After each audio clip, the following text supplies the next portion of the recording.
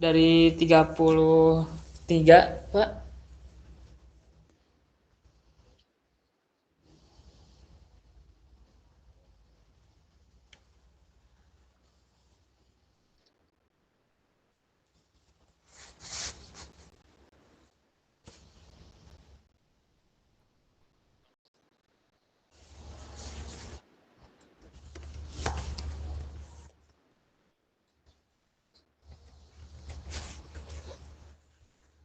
Baik, Pak, dimulai saja ya. Sambil berjalan.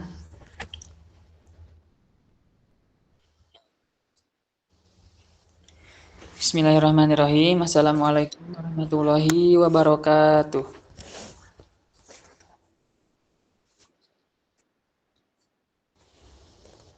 Alhamdulillahirrabbilalamin. Wassalatu wassalamu ala asyrafil anbiya'i wal mursalin.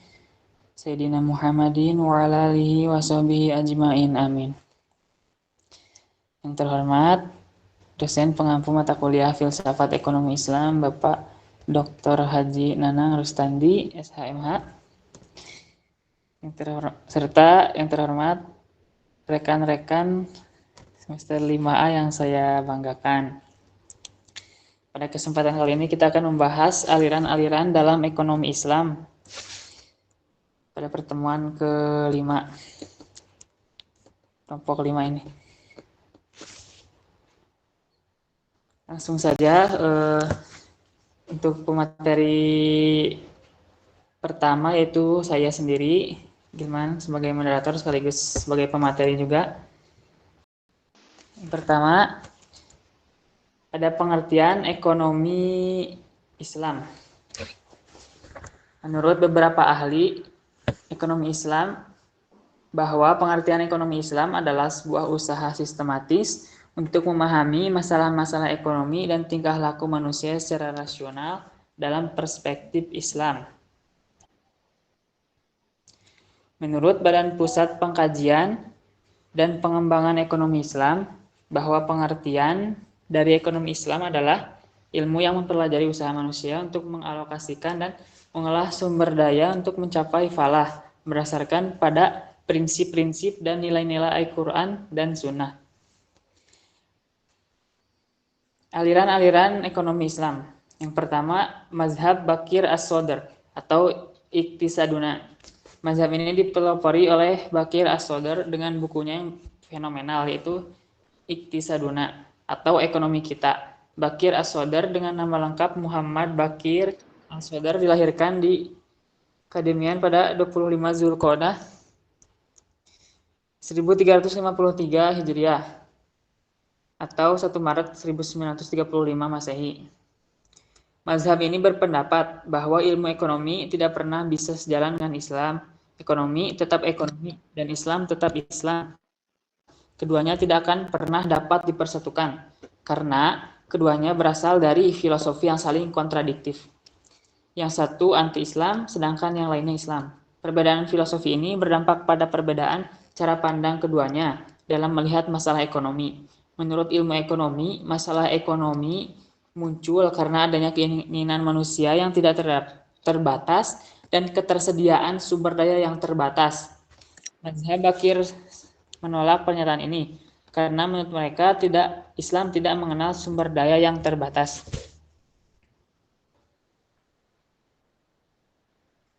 Seperti yang ada di dalam Al-Quran, sungguh telah kami ciptakan segala sesuatu dalam ukuran yang setepat-tepatnya. Quran Surat ke-54 ayat 49. Oleh karena itu, segala sesuatunya telah terukur dengan sempurna. Allah telah memberikan sumber daya yang cukup bagi seluruh manusia di dunia. Mazhab Bakir berpendapat bahwa masalah ekonomi muncul karena adanya distribusi yang tidak merata dan adil. Sebab akibat sistem ekonomi yang membolehkan eksploitasi dari pihak yang kuat terhadap yang lemah, di mana yang kuat memiliki akses terhadap sumber daya sehingga menjadi sangat kaya, sedangkan yang lemah tidak memiliki akses ke sumber daya sehingga menjadi sangat miskin. Oleh karena itu, masalah ekonomi bukan karena sumber daya yang terbatas, tetapi karena keserakahan manusia yang tidak terbatas. Menurut mazhab ini, istilah ekonomi Islam adalah istilah yang menyesatkan, dan kontradiktif. Sebagai gantinya ditawarkan dengan istilah yang berasal dari filosofi Islam yaitu iktisad, yang secara harfiah berarti keadaan sama seimbang. Semua teori yang dikembangkan oleh ilmu ekonomi konvensional ditolak dan dibuang. Sebagai gantinya, maka disusunlah teori-teori ekonomi baru yang digali dari Al-Quran dan As-Sunnah.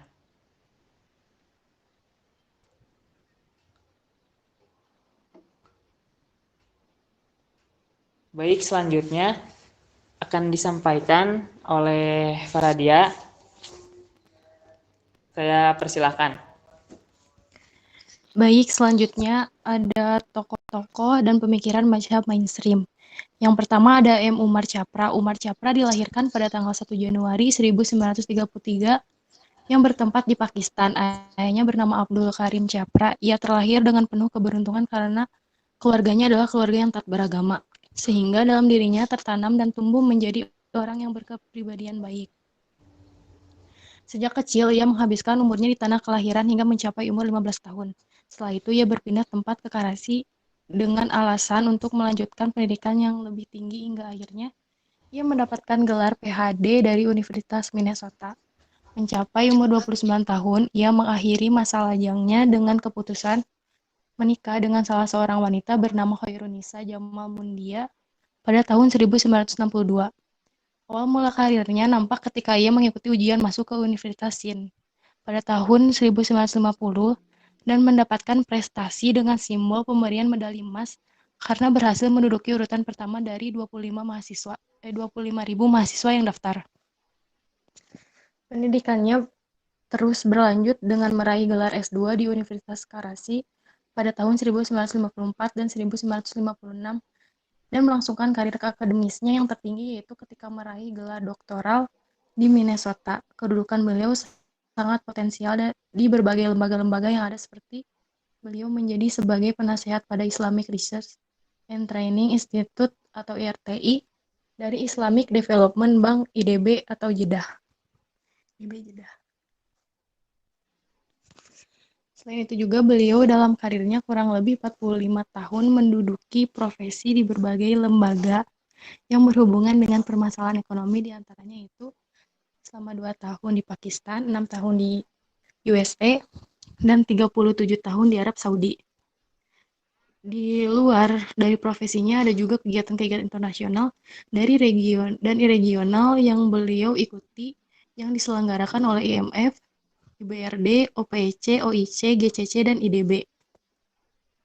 Dalam bidang jurnalistik, beliau aktif sebagai Dewan Pengurus Redaksi di berbagai jurnal, termasuk Economy Journal of the Royal Economic Society. Di samping aktif dalam bidang ekonomi, Umar Chapra juga aktif dalam memberikan ceramah secara teratur dalam penyampaian Al-Quran, hadis, dan fikih. Dengan ide-ide cemerlangnya, beliau sangat berperan dalam perkembangan ekonomi Islam yang dituangkan dalam banyak karangannya. Dengan pengabdiannya, beliau mendapatkan penghargaan dari Islamic Development Bank Award dalam ekonomi Islam dan dari King Faisal International Prize atau KFIP dalam kajian Islam yang didapat pada tahun 1990. Kemudian pada tahun 1995, beliau mendapatkan medali emas dari Institute of Overseas Pakistan atau IOP yang langsung diserahkan oleh Presiden Pakistan dalam konferensi pertama IOP di Islamabad. Yang kedua ada Muhammad Abdul Manan. Muhammad Abdul Manan dilahirkan di Irkan di Bangladesh pada 1938. Sesudah menerima gelar master di bidang ekonomi dari Universitas Rajshahi pada 1960. Ia bekerja di berbagai kantor ekonomi pemerintah di Pakistan. Pada 1970, ia pindah ke Amerika Serikat dan di sana ia mendaftar diri di Michigan State University untuk program MA Economics. Pada 1973, ia lulus program dokter dari universitas yang sama dalam bidang minat beberapa bidang ekonomi seperti ekonomi pendidikan, ekonomi pembangunan, hubungan industrial, dan keuangan. M. Abdul Manan adalah seorang guru besar di Islamic Research and Training Institute Islamic Development Bank Jeddah, termasuk salah satu pemikiran ekonomi Islam kontemporer Yang cukup menonjol hal ini dapat dilihat dari banyaknya karya tulis yang telah dihasilkan. Selama 30 tahun karirnya, Manan telah banyak sekali berperan dalam sejumlah besar organisasi pendidikan dan ekonomi. Pada 1970, ia menerbitkan buku utamanya yang pertama, yaitu Islamic Economic Theory and Practice. Untuk sumbangannya bagi pengembangan ekonomi Islam, Manan dianugerahi High Academic Award Pakistan pada 1974. Pada 1970, ekonomi Islam berada dalam tahapan pembentukan berkembang dari pernyataan-pernyataan tentang prinsip ekonomi secara umum dalam pemikiran-pemikiran Muhammad Abdul Manan dalam ekonomi Islam. Yang pertama ada kerangka sosial Islam dan hubungan yang terpadu antara individu, masyarakat, dan negara. Sistem ekonomi Manan berpusat sekitar individu. Dalam kenyataannya, baginya masyarakat dan negara itu ada karena individu.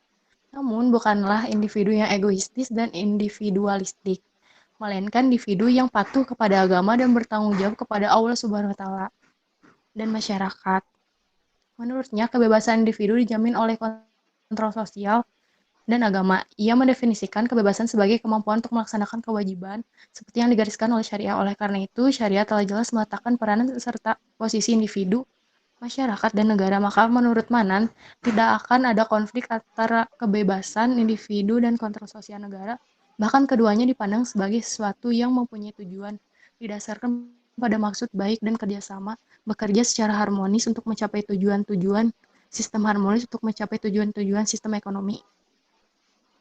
Yang kedua ada kepemilikan yang relatif dan kondisional. Sebagaimana para ahli ekonomi lainnya, Manan mendukung pandangan yang menyatakan bahwa kepemilikan absolut terhadap sesuatu hanyalah ada pada Allah Subhanahu wa taala saja. Sebagai khalifahnya, manusia diharuskan menggunakan semua sumber daya yang telah disediakan olehnya untuk kebaikan dan kemaslahatannya. Kepemilikan absolut itu tergantung pada kewajiban-kewajiban, tetapi legitimasi kepemilikan itu tergantung pada kewajiban-kewajiban moral, agama, dan kemasyarakatan. Sepanjang tidak terjadi eksploitasi ataupun pencabutan atas hak pihak lain. Setiap orang memiliki hak yang sama untuk berpartisipasi di dalam proses produksi, serta tidak ada sebagian pun dari masyarakat yang boleh diabaikan dalam proses distribusi. Yang terakhir ada mekanisme pasar. Di sini Manan menjelaskan secara pasti bahwa ia tidak percaya mekanisme pasar saja sudah cukup untuk menentukan semua harga dan jumlah output, khususnya jika berhubungan dengan pemberian bagi si miskin, disebabkan oleh permintaan efektif yang mendasari permintaan pasar. Ketidakmerataan pendapatan dan kekayaan pasti akan menyebabkan gagalnya mekanisme pasar dalam penyediaan kebutuhan dasar untuk kepentingan permintaan si kaya. Disinilah Manan mengemukakan konsep kebutuhan efektif. Sekalipun Manan membicarakan perusahaan negara terbatas, ia malah memaksudkan yang sebaliknya.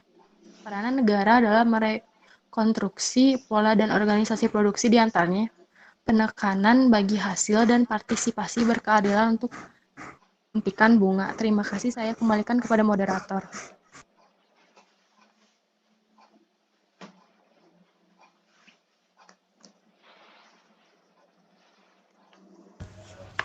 Baik, terima kasih Fradia. Selanjutnya akan disampaikan oleh Leni Suryana. Saya persilahkan.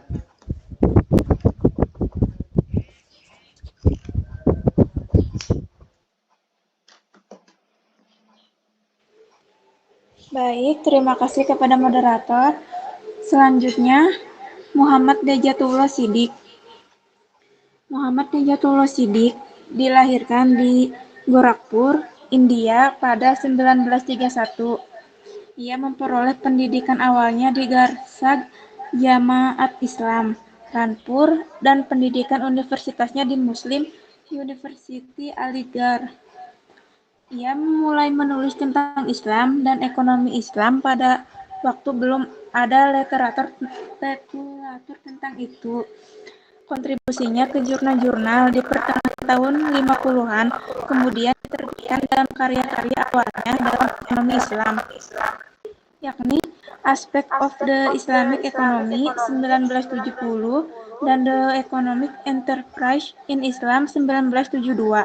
Sekalipun mengakui berbagai pendekatan kepada ekonomi Islam, ia telah memilih untuk memakai suatu pendekatan yang menggunakan alat analisis yang telah ada, khususnya dari mazhab neoklasik Kainesia, namun tetap konsisten dengan nilai-nilai Islam, prinsip-prinsip hukum dan fikih.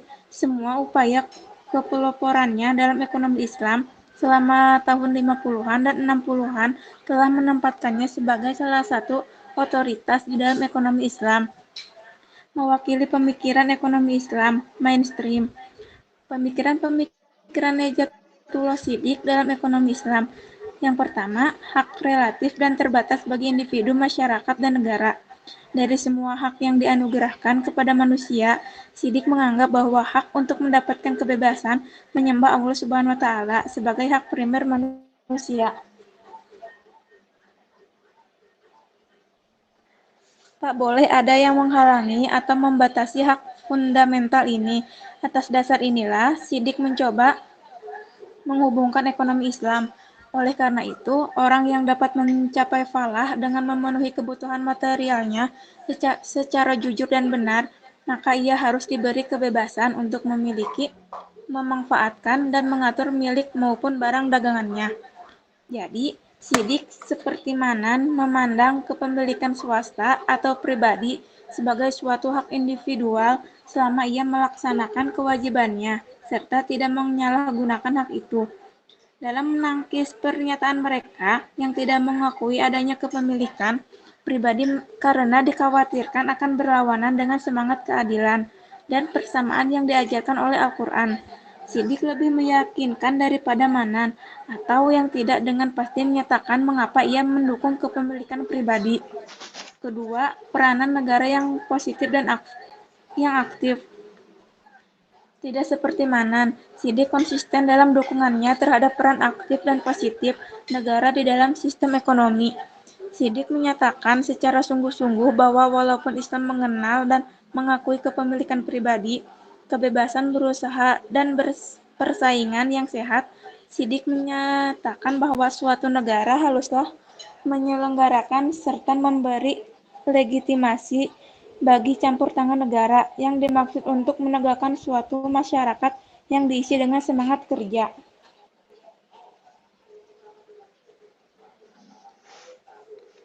Yang ketiga, implementasi zakat dan penghapusan riba. Shiddiq menyatakan bahwa zakat itu mencakup hampir semua jenis harta dan tarif pemungutannya telah ditetapkan sepanjang waktu. Namun, untuk menunjang penerimaan zakat, negara diperbolehkan memungut pajak lain jika diperlukan. Shiddiq tidak memiliki pandangan lain mengenai bunga. Baginya bunga adalah riba dan oleh karenanya harus dilenyapkan. Ia usulkan mudorabah yang sistemnya bagi hasil sebagai gantinya, dan ia melihat tak ada alasan mengapa tanpa bunga sistem tidak dapat berfungsi sebagaimana mestinya. Yang keempat, produksi. Menurut Shiddiq, memaksimalkan laba tidaklah satu-satunya motif utama dalam produksi. Yang dimaksud Shiddiq di sini yaitu kemajemukan tujuan yang di dalamnya meliputi peningkatan keuntungan dengan cara memperhatikan kepentingan umat atau masyarakat, produksi kebutuhan dasar masyarakat, penciptaan employment, serta pemberlakuan harga rendah untuk barang-barang esensial.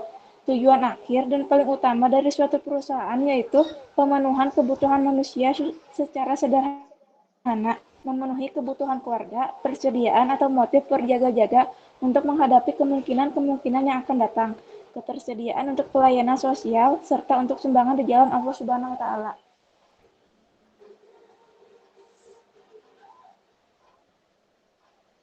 Yang keempat, Monjerkaf, buku Kaf The Islamic Economy, Analytical Study of the Functioning Islamic Economic System, diterbitkan pada 1978.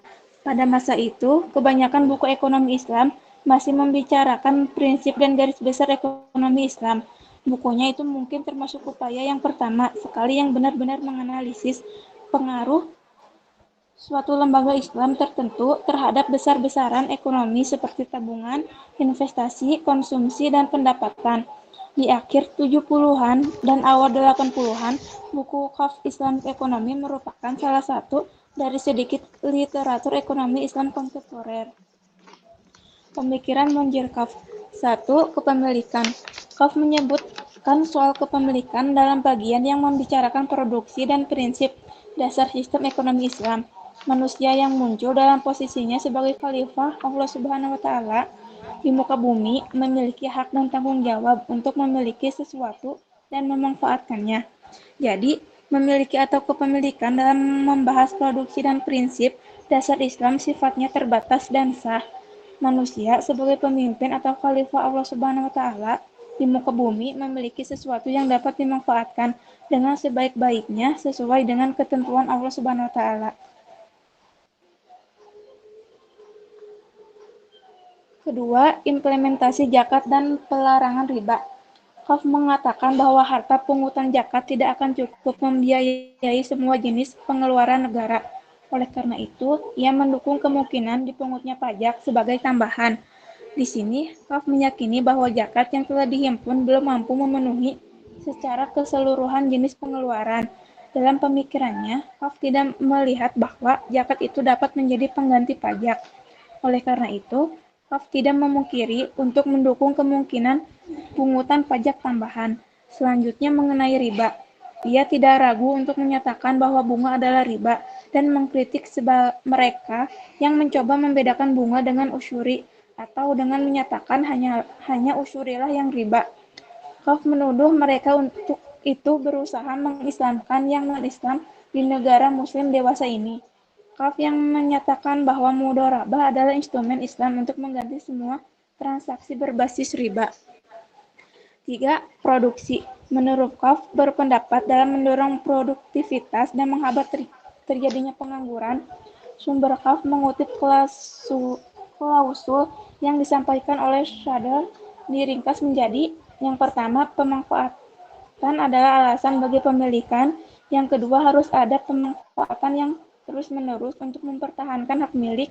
Yang ketiga, kegiatan-kegiatan yang tidak produktif adalah terlarang. Yang keempat, tidak boleh ada penimbunan. Yang kelima, menghindari kemewahan yang berlebihan. Sekian dari saya kembalikan kepada moderator. Baik, terima kasih Leni atas pemaparan materinya. Selanjutnya masih ada pemaparan materi dari Rosnida. Ya, silakan. Baik, terima kasih untuk moderator.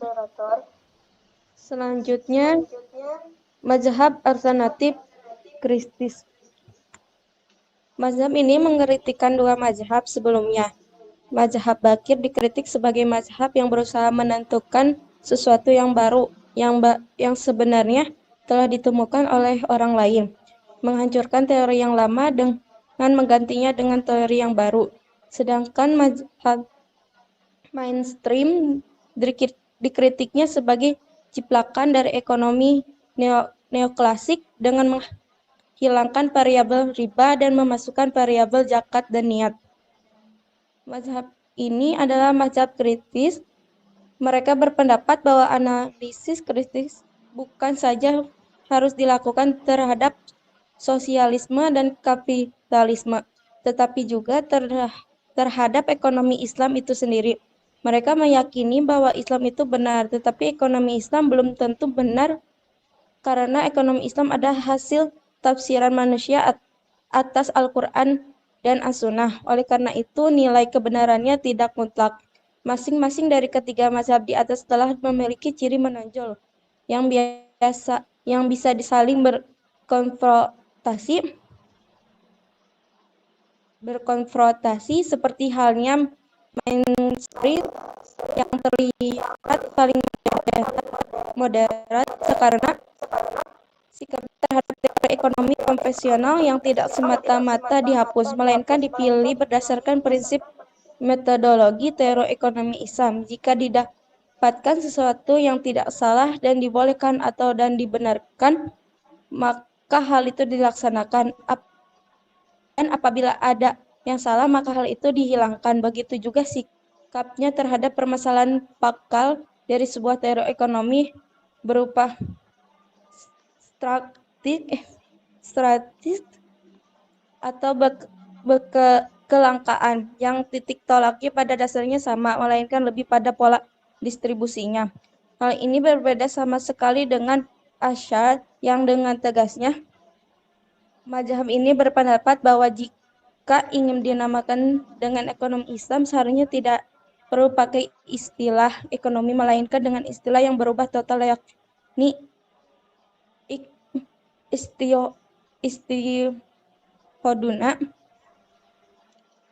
Permasalahan ini dikarenakan mazhab Asy'ari tidak menyetujui kepermasalahan ekonomi adalah sama dengan konvensional, yakni maka kelangkaan sumber daya. Sebab menurut mazhab ini, pada dasarnya Allah telah menurunkan secara jelas ayat yang menegaskan bahwa sumber daya yang ada itu pada dasarnya sudah cukup. Tinggal bagaimana manusia mengolahnya dan mendistribusikannya. Sedangkan mazhab kritis lebih pada analisis mendalam mengenai hasil temuan-temuan sistem ekonomi yang ada termasuk ekonomi Islam untuk dikritisi kembali dan secara terus-menerus. Di antara ketiga mazhab ini, jika dikaji berdasarkan teori dialektika dan sebuah kesatuan metodologi, bukanlah tiga teori yang sebenarnya layak untuk menimbulkan klaim hingga pada akhirnya menimbulkan terjadi konflik dialektika teori yang meruncing. Akan tetapi, dari tiga mazhab ekonomi Islam ini pada dasarnya memiliki sebuah kesatuan dan mampu untuk saling mengisi satu sama lain yang didasarkan dari peran teori yang diusung oleh masing-masing mazhab. Teori pada dasarnya akan mengalami evolusi melalui pelestarian, inovasi, dan kepunahan. Maka terdapat suatu proses evolusi dalam sejarah manusia. Proses ini ditandai dengan dua kecenderungan, yakni adanya keanekaragaman dan kemajuan. Keanekaragaman mengacu kepada kenyataan bahwa jumlah dan aneka ragam masyarakat sangat meningkat dan pola-pola adaptasi manusia semakin lama semakin berbeda. Sementara kemajuan tidak mengacu kepada peningkatan kebahagiaan atau moralitas, tetapi kepada perkembangan teknologi dan kepada perubahan organisasi dan ideologi yang terjadi bersamaan dengan perkembangan teknologi. Baik, saya kembalikan ke moderator. Terima kasih pemaparan materinya. Selanjutnya, dikarenakan pemaparan materi sudah selesai, kita lanjut ke sesi diskusi atau sesi tanya jawab. Untuk sesi pertama, kita buka 3 orang penanya, boleh angkat tangan atau tulis pertanyaannya di kolom chat ya. Teman-teman yang bagi yang ingin bertanya boleh.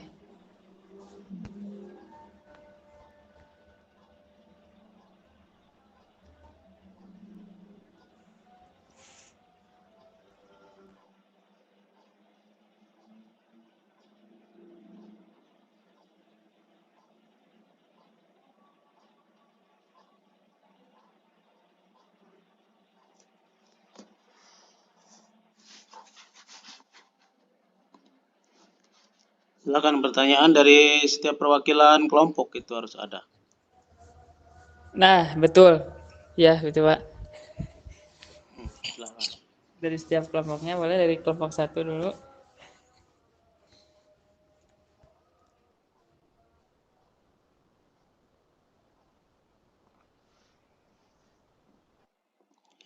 Yang bertanya nanti dicatat ya, itu tambahan untuk nilai nanti. Nilai Pak ya. Baik Pak.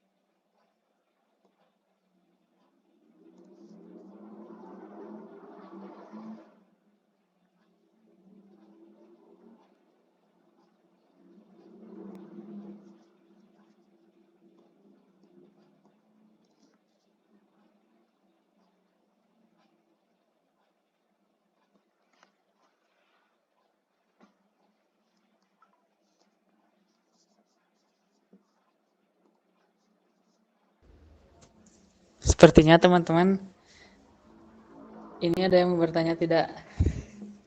Apakah sudah pada paham? Ada yang bertanya ini?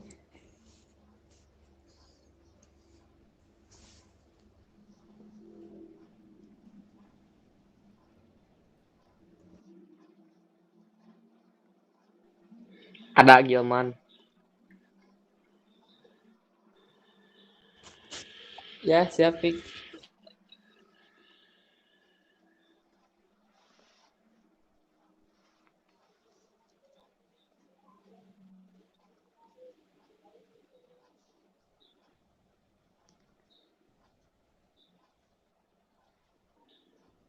Mungkin sambil nunggu yang bertanya, Pak, barangkali dari Bapak ada tambahan dulu penyampaian.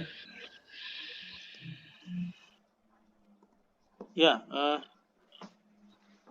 ini kan sebetulnya kan harus berjalan produktif ya, itunya apa pemaparan dan pesertanya. Karena memang normatif, meskipun normatif ya, artinya berbicara soal teori tentang aliran ekonomi Islam itu normatif ya. Normatif itu kan sesuai dengan fakta sejarah bahwa ontologi dari sejarah awal dari aliran ekonomi Islam itu dibentuk oleh beberapa ulama ya atau pemikir ya tentang ekonomi Islam. Meskipun memang sudah seperti saya sudah sampaikan dari awal bahwa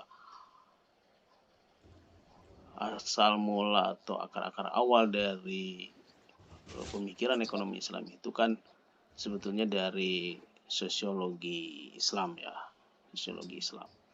Bagaimana bentuk-bentuk sosiologi Islam itu sampai muncul misalkan Baitul Mal wal Tamkil gitu ya, kemudian lembaga-lembaga wakaf, lembaga-lembaga zakat. Itu adalah ontologi bagaimana muncul ekonomi Islam gitu ya. Bagaimana muncul ekonomi muncul sampai munculnya transaksi atau berbagai layanan perbankan atau simpan pinjam di dalam sistem ekonomi Islam kan gitu. Jadi memang aliran ekonomi Islam itu tidak terlepas dari munculnya sosiologi Islam gitu ya. Bagaimana Islam mengajarkan kebaikan, bagaimana Islam mengajarkan saling membantu, saling menolong gitu kan ya. Bagaimana Islam mengajarkan cara hidup hemat, cara hidup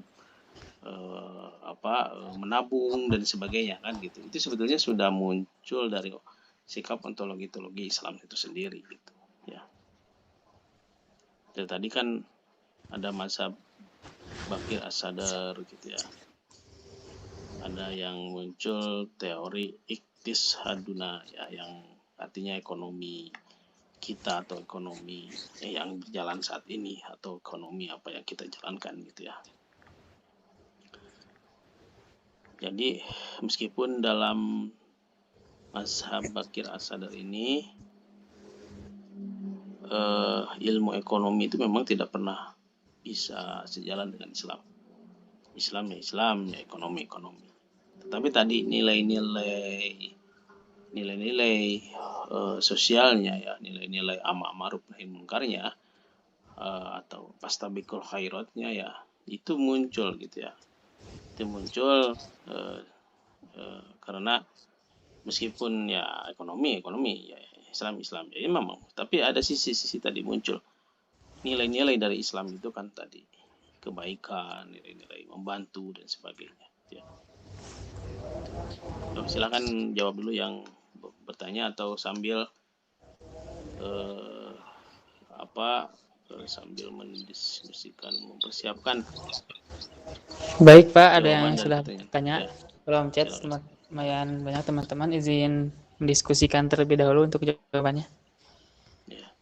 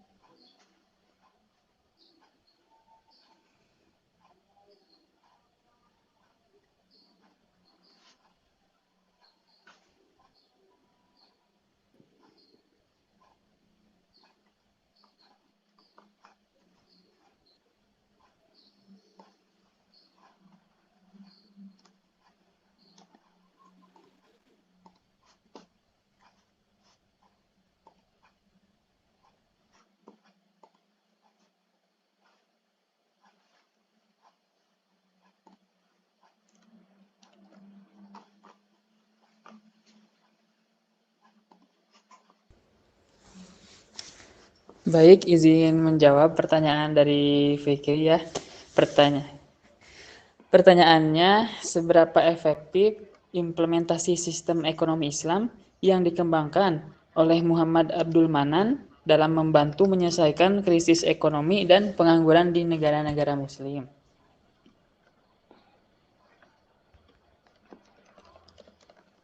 Implementasi sistem ekonomi Islam yang dikembangkan oleh Muhammad Abdul Manan dapat memberikan kontribusi yang signifikan dalam menciptakan stabilitas ekonomi dan mengatasi masalah pengangguran di negara-negara Muslim, terutama jika diterapkan secara komprehensif dan sistematis.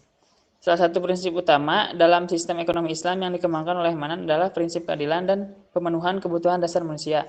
Sistem ini menekankan pada keseimbangan antara perspektif keuntungan bisnis dengan tanggung jawab sosial, sehingga diharapkan dapat memberikan ruang yang lebih besar bagi partisipasi masyarakat dalam pengambilan suatu keseimbangan.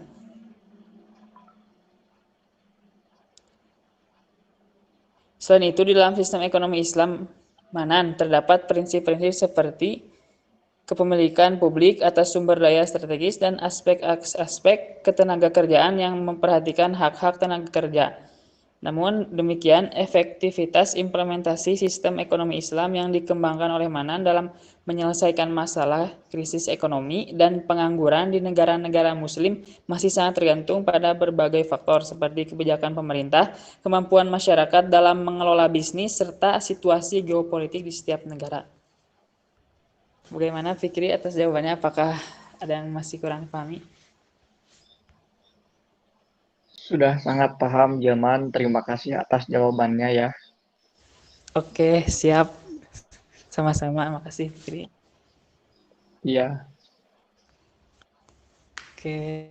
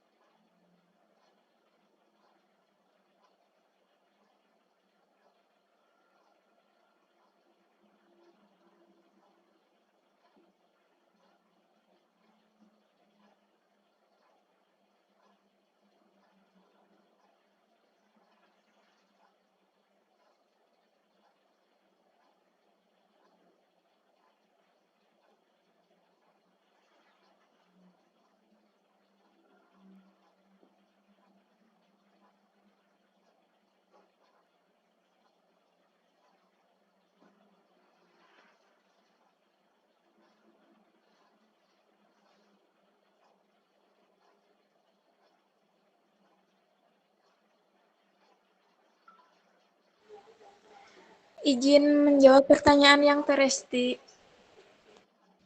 Ya, silahkan Leni.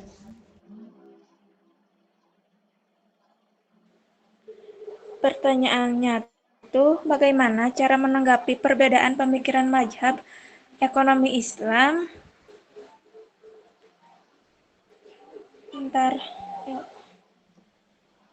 Pertanyaannya, bagaimana cara menanggapi perbedaan pemikiran mazhab ekonomi Islam dan apakah pemerintah perlu persetujuan masyarakat dalam mengambil keputusan dalam menerapkan sistem ekonomi di negaranya? Nah, menanggapi perbedaan pemikiran mazhab ekonomi Islam penting untuk mempromosikan dialog terbuka dan memahami perspektif masing-masing. Pemahaman yang mendalam tentang berbagai pandangan dapat membantu mencapai konsensus atau kesepakatan yang lebih luas tentang keputusan penerapan sistem ekonomi. Melibatkan persetujuan masyarakat adalah penting dalam konteks demokrasi. Partisipasi masyarakat dalam memastikan bahwa keputusan yang diambil mencerminkan kebutuhan dan nilai kolektif, menciptakan dasar yang lebih kuat untuk implementasi sistem ekonomi. Bagaimana Teresti? Baik, Len, terima kasih. Izin menjawab pertanyaannya Bella. Oke, silahkan Farah. Sejauh mana prinsip-prinsip ekonomi Islam dapat diimplementasikan dalam praktik nyata, terutama di tengah kompleksitas ekonomi global saat ini serta menanggapi tantangan ekonomi modern, seperti misalnya globalisasi, teknologi digital, dan ketidakstabilan pasar internasional. Beberapa prinsip ekonomi Islam yang dapat diimplementasikan termasuk yang pertama, sistem keuangan berbasis syariah. Memperkenalkan sistem perbankan dan keuangan yang sesuai dengan prinsip syariah, termasuk larangan riba, bunga, dan kegiatan yang dianggap tidak etis dalam Islam. Yang kedua, ada pembagian keuntungan dan kerugian. Mendorong praktik bisnis yang adil dengan pembagian keuntungan dan kerugian antara pihak-pihak yang terlibat, menghindari praktik monopoli, dan mendorong persaingan sehat. Yang ketiga, ada pemenuhan kebutuhan sosial. Memastikan adanya dukungan terhadap kebutuhan sosial seperti zakat, sumbangan keagamaan, sedekah, dan wakaf untuk membantu masyarakat yang membutuhkan. Yang keempat, ada transparansi dan etika. Mendorong transparansi dalam transaksi ekonomi serta mempromosikan etika bisnis dan perilaku yang sesuai dengan nilai-nilai Islam. Yang kelima, ada pemberdayaan ekonomi. Memberikan perhatian pada pemberdayaan ekonomi masyarakat melalui berbagai cara, termasuk pengembangan usaha kecil dan menengah serta program-program pelatihan. Dan yang terakhir, ada keadilan sosial. Mengutamakan prinsip keadilan sosial dalam distribusi kekayaan dan akses terhadap sumber daya ekonomi. Gimana, Bella? Baik, terima kasih atas jawabannya. Ya, sama-sama.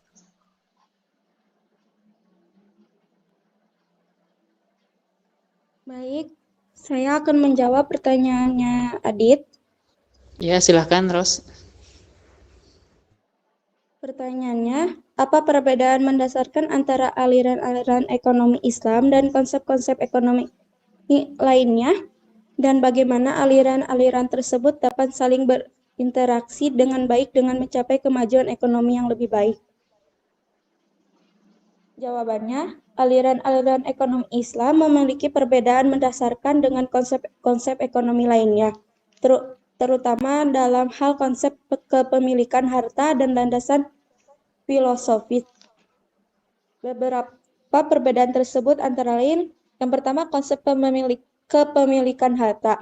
Ekonomi Islam berdasarkan pada prinsip kepemilikan harta yang mengacu pada ajaran tauhid dan aturan syariah Islam, sementara ekonomi konvensional didasarkan pada peraturan yang berlaku di negara. Kedua, ekonomi Islam memiliki landasan filosofis yang berbeda, yaitu berlandaskan pada pandangan dunia tauhid, sementara ekonomi konvensional cenderung menghancurkan agama dengan sains atau dualisme. Ketiga, ekonomi Islam bertumpu pada prinsip syariah yang mencapai pedoman masyarakat muslim, sementara dalam ekonomi konvensional, campur tangan pemerintahan dalam ekonomi seringkali terbatas, dan keputusan ekonomi didasarkan pada keputusan individu dan perusahaan yang beroperasi di pasar. Aliran-aliran ekonomi Islam dan konsep-konsep ekonomi lainnya dapat saling berinteraksi dengan baik dengan mencapai kemajuan ekonomi yang lebih baik melalui pemahaman yang berkomprehensif tentang masing-masing sistem, serta integrasi prinsip-prinsip yang dapat saling melengkapi. Misalnya dalam konteks ekonomi global, prinsip-prinsip integrasi ekonomi Islam seperti keadilan, kemiskinan, dan keadilan distribusi dapat memberikan kontribusi positif terhadap pembangunan ekonomi yang inklusif, dan berkelanjutan. Dalam konteks ini, pemahaman yang mendalam tentang perbedaan berdasarkan antara aliran-aliran ekonomi Islam dan konsep-konsep ekonomi Islam konvensional, serta integrasi prinsip-prinsip yang dapat saling melengkapi, dapat menjadi landasan untuk mencapai kemajuan ekonomi yang lebih baik melalui pendekatan inklusif dan berkelanjutan. Bagaimana, Adit? Baik, sangat dipahami. Terima kasih atas jawabannya. Baik, ada satu pertanyaan lagi yang dari Silvi. Izin menjawab. Oh, masih ada dari Lena yang dari Indah juga ya. Tapi izin menjawab dulu dari pertanyaan Silvi ya. Pertanyaannya, Iya, boleh. aliran ekonomi Islam apa yang paling banyak dipakai zaman sekarang dan jelaskan kenapa? Aliran ekonomi Islam yang paling banyak digunakan di zaman sekarang adalah aliran mainstream. Aliran ini memiliki pandangan bahwa perbedaan utama antara ilmu ekonomi konvensional dan ilmu ekonomi Islam dapat disatukan sehingga banyak meminjam teori-teori ekonomi konvensional. Mazhab ini banyak dipelopori oleh tokoh-tokoh seperti Umar Chapra dan Muhammad Abdul Manan. Selain itu, aliran ini memiliki jaringan erat dengan lembaga-lembaga regional dan internasional serta universitas-universitas maju. Dengan demikian, aliran mainstream merupakan aliran ekonomi Islam yang paling dominan dan berpengaruh pada zaman sekarang. Bagaimana Silvi, ada yang masih kurang? Enggak, baik, terima kasih jawabannya. Gilman sangat dimengerti. Oke, sama-sama.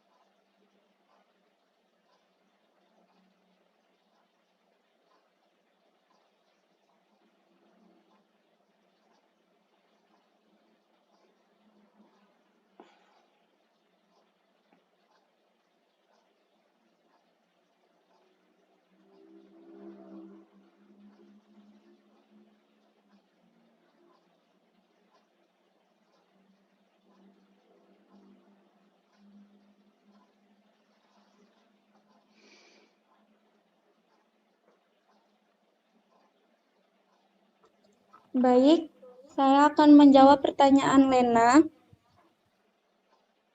Baik, silahkan terus. Pertanyaannya, apa yang menjadi dasar pemikiran utama dalam aliran ijtihadu dalam ekonomi Islam? Jawabannya, aliran pemikiran utama dalam ekonomi Islam atau yang dikenal dengan sebagai aliran ijtihadu didasarkan pada prinsip-prinsip Islam dan pandangan ekonomi yang sesuai dengan ajaran agama Islam. Beberapa dasar pemikiran utama dalam aliran ijtihadu. Yang pertama, tauhid, prinsip keesaan Allah yang mencakup konsep bahwa sumber daya alam dan kekayaan yang dimiliki oleh Allah dan manusia jawab atas pengelolaannya dengan adil dan bertanggung jawab. Kedua, konsep kepemimpinan dan kepemilikan yang menekankan bahwa manusia diangkat sebagai khalifah atau pemimpin di bumi dan diberi tanggung jawab untuk mengelola sumber daya alam dan kekayaan secara bijaksana. Ketiga, prinsip keadilan yang menuntut agar aktivitas ekonomi dilakukan dengan adil, tanpa eksploitasi dan untuk kesejahteraan bersama.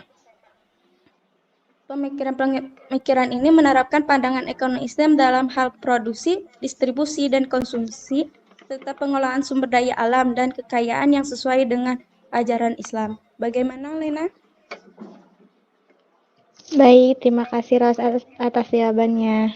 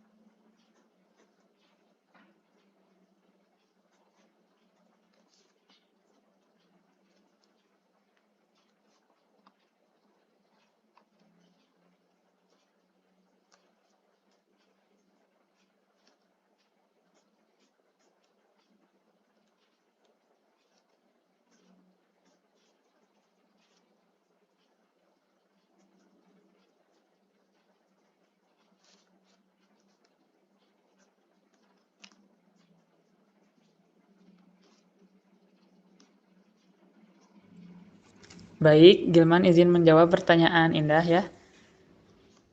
Pertanyaannya, apakah dari aliran-aliran yang sudah dijelaskan tadi, terutama aliran mazhab mainstream, mempunyai pengaruh terhadap pemahaman hukum perdata dan perdana?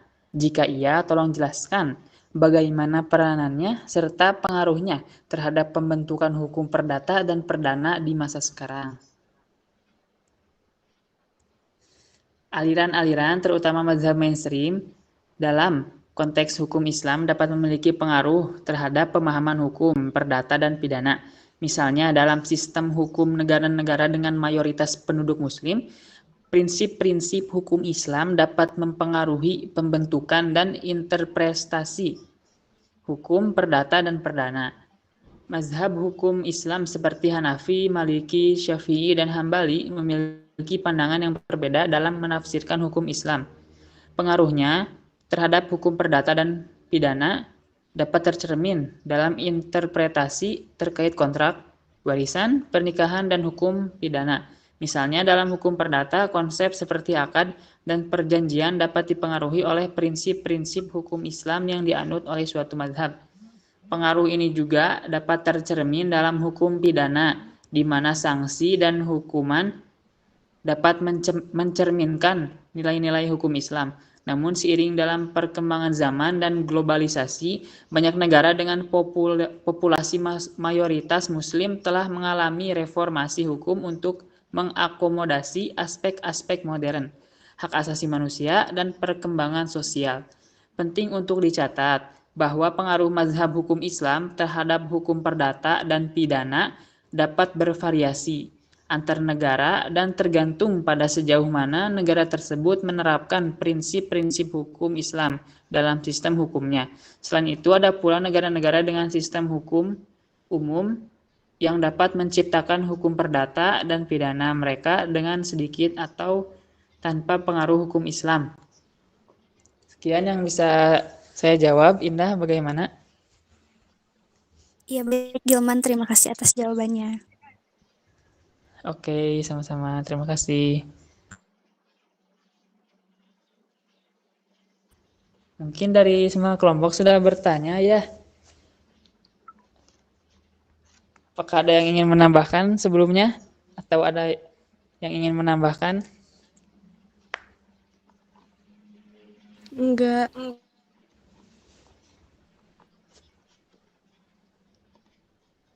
Baik, untuk... Kalau sudah semua selesai, maksudnya udah ini aja ya. Siap, siap Pak. Pertanyaan kan Sepertinya sudah ya, semua ada bertanya. Semua Ya. pertanyaan juga sudah terjawab. Baik, untuk sesi diskusi saya tutup dan selanjutnya adalah pemaparan kesimpulan. Jadi kesimpulannya,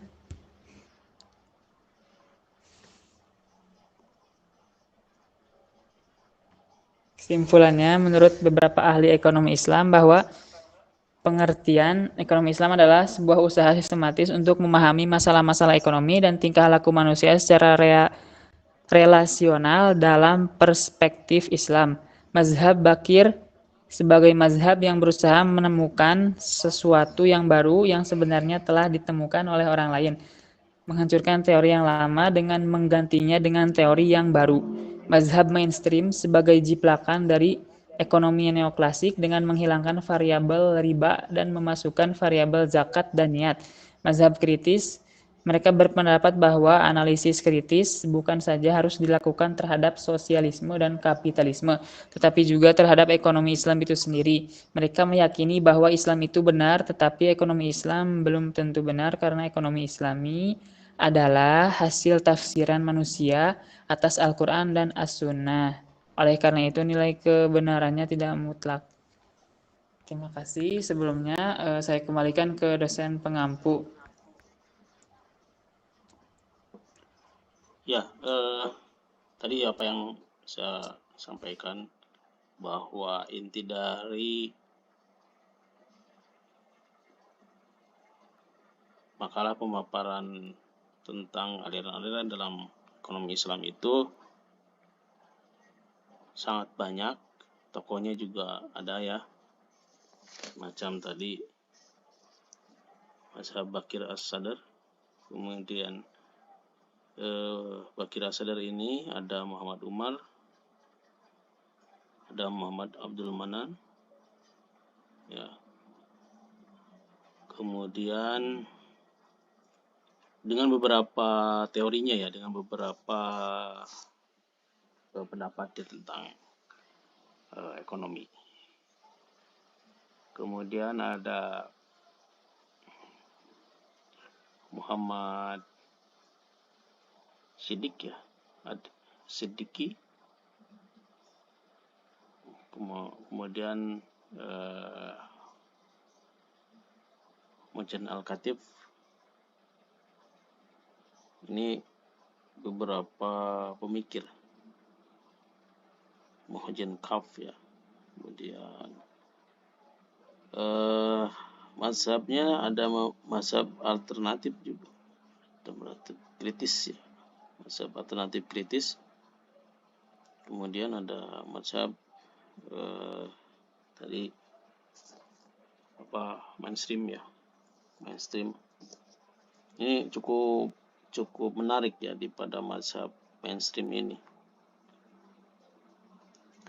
Jadi menurut beberapa tadi ahli ekonomi Islam itu, untuk memahami masalah-masalah ekonomi Islam tentunya harus memahami dari konsep-konsep teori para pemikir gitu ya. Meskipun tadi ada beberapa perspektif antara pemikiran manusia dengan pemikiran perspektif Islam itu kan berdasarkan Al-Quran dan As-Sunnah. Kemudian dalam Mazhab Bakir tadi ya, ada juga bagaimana menemukan suatu teori yang baru ya, yang telah ditemukan oleh orang lain, kemudian mengganti dengan yang teori yang baru. Mazhab mainstream, ekonomi neoklasik,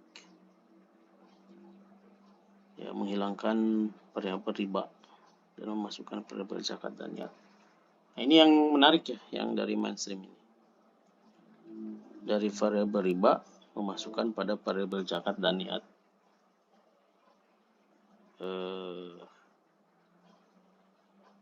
Ya, artinya sudah tidak berbicara lagi. Artinya kalau riba itu kan dalam ekonomi Islam sudah harga tidak bisa ditawar ya. Wa halallahu bai'a wa harrama riba itu sudah tidak ada tawar menawar. Nah, tetapi dalam alternatifnya ya tadi diganti itu dengan variabel zakat dan niat. Akhirnya kan menghasilkan sesuatu yang produktif ya. Yang tadi muncullah lembaga-lembaga amil zakat, kemudian badan pengumpul zakat, badan sosial ya. Gitu.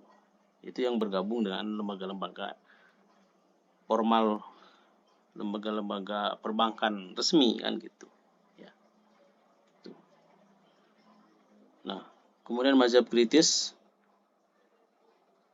mereka berpendapat bahwa analisis kritis bukan saja harus dilakukan terhadap sosialisme dan kapitalisme, tapi juga terhadap ekonomi Islam itu sendiri.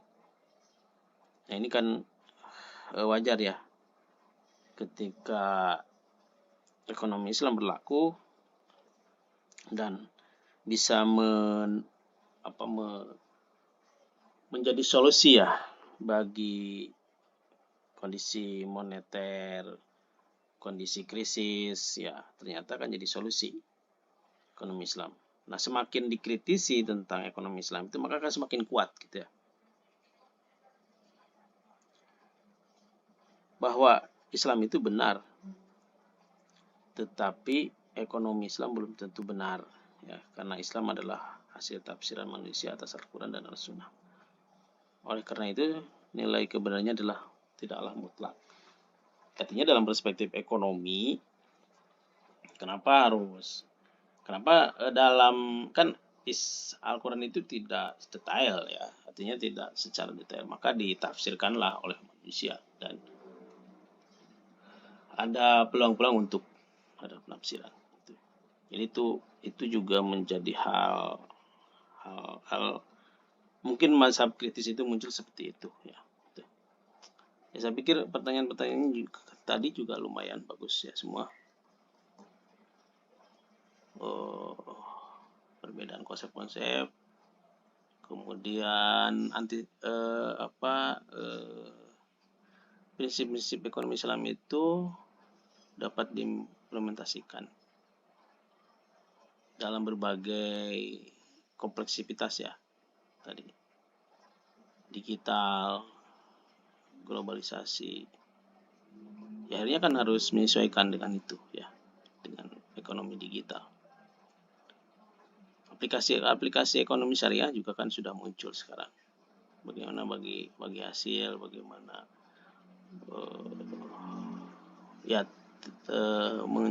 tentunya menjauhkan dari hal yang ribanya tadi. Oke, saya pikir segitu tambahan dari saya. Baik, terima kasih Pak atas tambahannya. Untuk diskusi pada pertemuan kali ini kita cukupkan sekian.